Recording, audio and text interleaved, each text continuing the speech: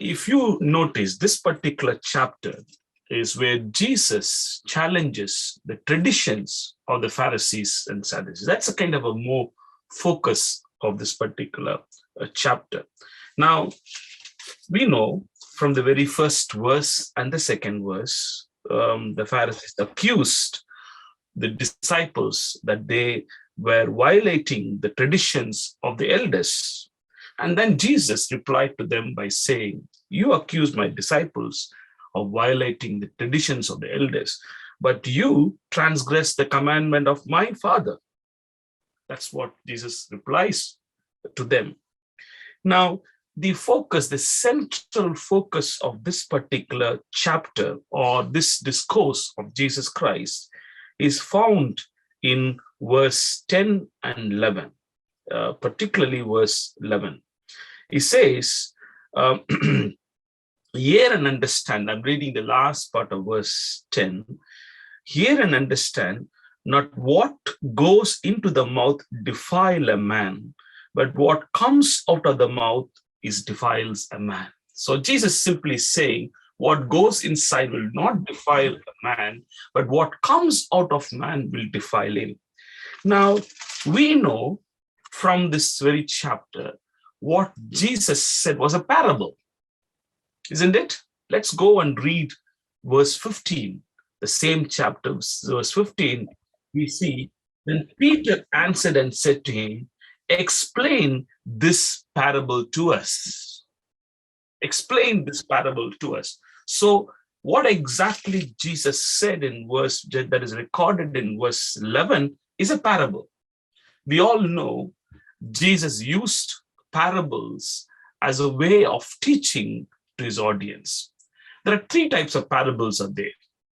The first parable is stories, simple stories that Jesus picked from the nature, and whatever he saw, whatever the people saw, he picked from nature and draw some lessons. That's the first thing. The second parable is enacted parable, where Jesus enacts something and draws some lesson. Good example of enacting parable is Jesus cursing the fig tree. It is a parable. And then we also see Jesus uses miracles as a parable as well to teach lessons. So number of miracles that is recorded in the gospel, actually they are parables to teach them lessons. So three types of parables are there. Now this particular parable is very distinct one. Now Jesus says something using the human physiology as a body, human physiology, and draws some very important lessons to his audience. Especially this was said to whom? To the Pharisees and the Sadducees. In fact, most of the time, Jesus used parables to communicate very important lessons to the Pharisees and Sadducees.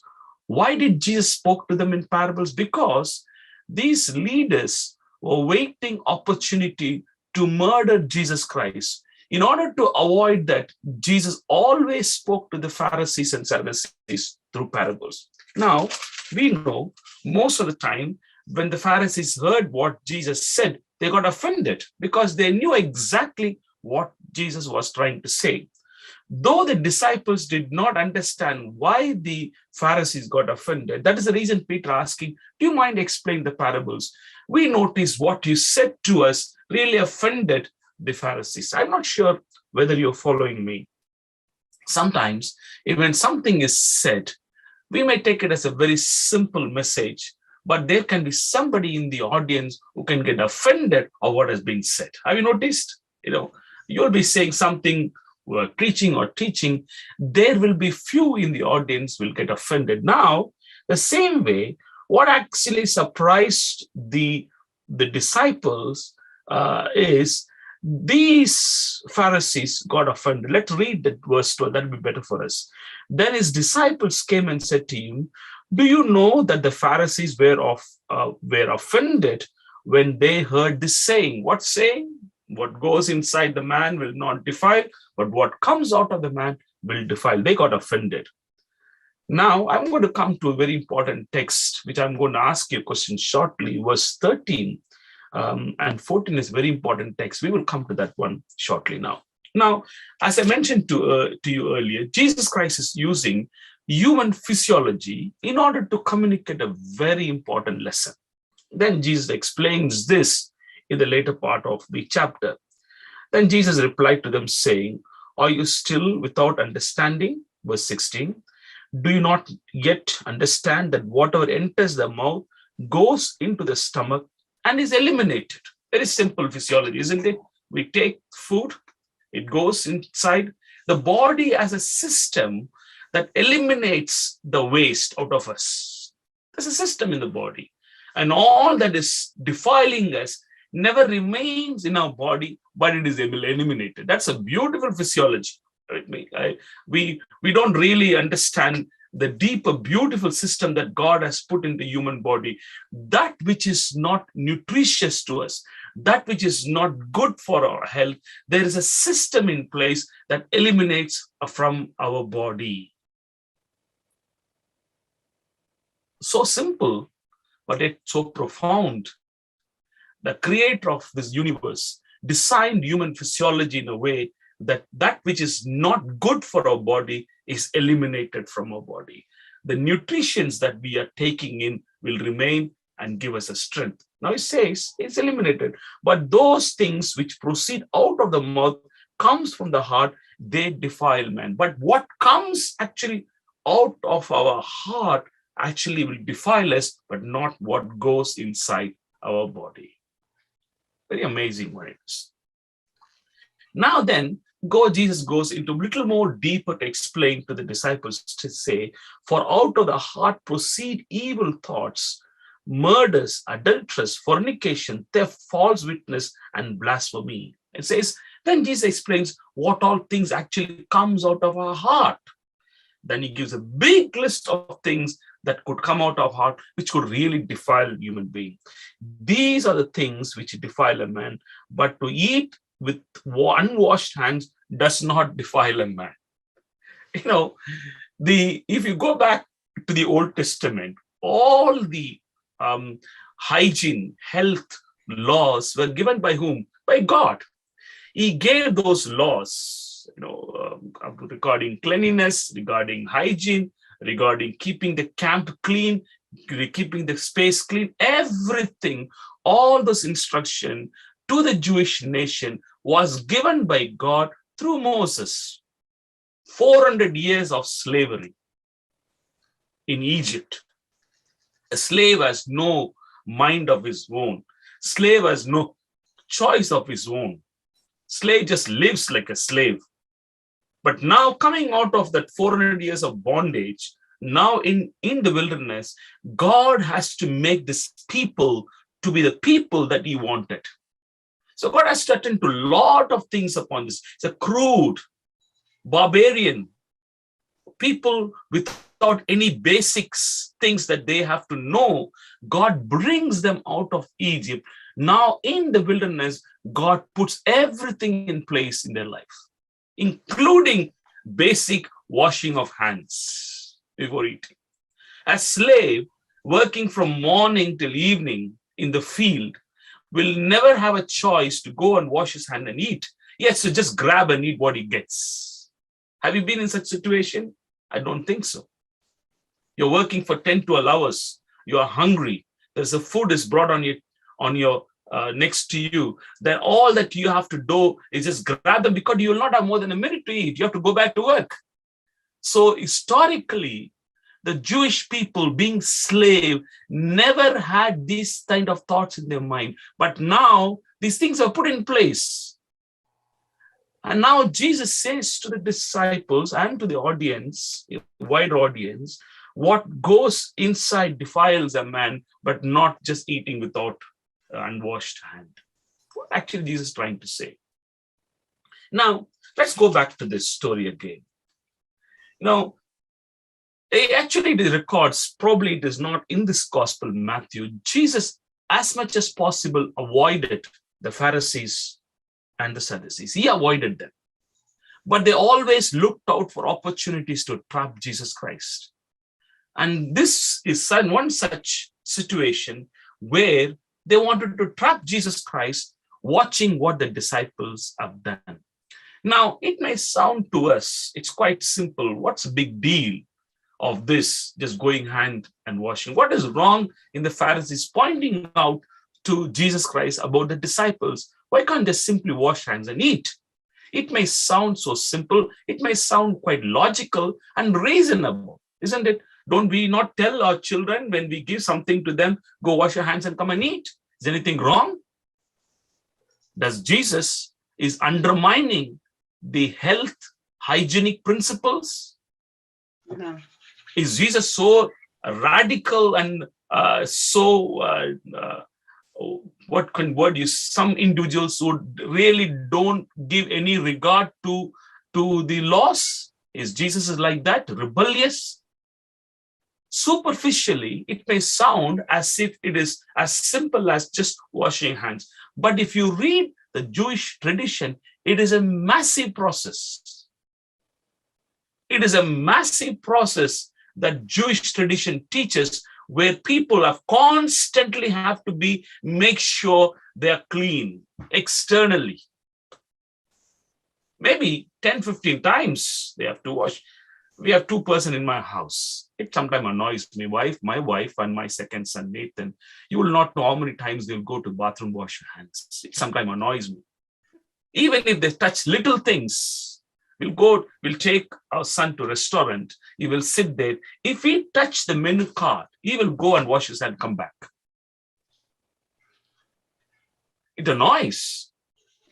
But the Jewish custom is so tedious, so intense, that even the minute things, they're careful that no germ goes into the body.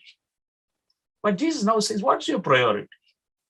You're so particular that no germ goes into your body, but while there are some monsters are inside your heart. The germs that goes into your body, don't worry, the physiology will take care of it. Don't worry. It's not something that you deliberately do, but there is a system that eliminates those things. The God of heaven has put something, measures in place in your body. In your ignorance, when you do something, God takes care of it. The water that we drink, the food that we take, even the vegetables that we take, as we call ourselves vegetarians, the contamination, the chemicals that is inside that which you and me don't know is taken care by God of heaven. Amen. But God says now, I take care of those things, but what about those monsters that is inside your heart? That actually defiles you, which you seems to be completely ignorant, and you wanted to completely ignore the fact that those monsters are inside. That the Pharisees knew what Jesus was saying. And then he gives an example, saying, take about taking care of your parents. The law clearly says, the 5th law of the 10 commandments say, thou shalt honor your father and mother, and for the days to increase. But yet what you do, you substitute the law of God with a tradition. If you happen to give the gifts to the temple, you are exempted from the duties of the law of God. In fact, even that very thing the Jewish tradition allows them to do, it's also an exploiting. The gifts actually goes to them than to go to the poor, if you know that. Jesus says, you violate the law of God. You elevate the human tradition. Now, why Jesus was so particular about this? Now, there's a beautiful author which describes this particular story. And she mentions our thoughts and our feelings forms our character. What forms this human being, me as a person, as Daniel, what actually constitute to this person is my thoughts and my feelings. These are the two forms my character, who I am. And Jesus now says, if these two are not pure and holy, then you're defiled. If my thoughts are not kept pure, if my feelings are not pure, then I'm totally defiled. Doesn't matter how clean I'm externally. And Jesus says, that has to be kept pure. Which is hidden from human eyes. My thoughts and my feelings are hidden from human eyes, but God of heaven knows everything. Exactly the same thing when Jesus Christ was speaking to the Pharisees and Sadducees, Jesus knew what was there in their heart. What was there in their heart? There was evil thoughts, which was against Jesus Christ himself.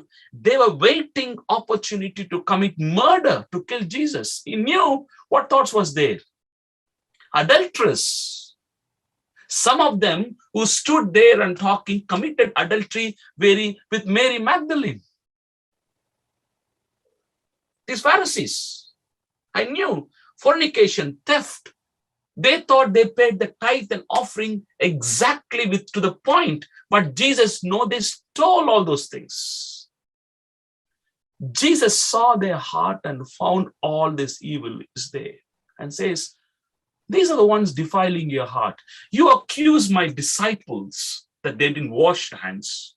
Yes, the unclean things can go into the body, but I see in your heart more monsters than these little germs that are going into your body.